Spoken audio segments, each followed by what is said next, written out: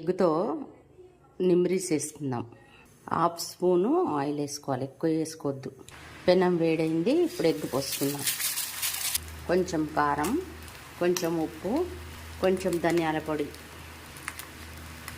తిప్పుకుందాం. కొంచెం పెప్పర్, నిమ్రీస్ అంటారు.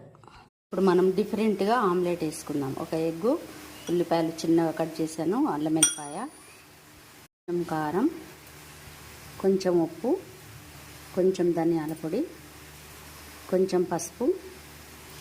ఇప్పుడు కలుపుకోవాలి.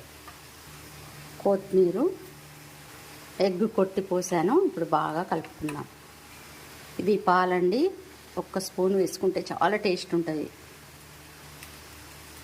పెనం పెట్టి ఒక చిన్న స్పూన్ వేసాను.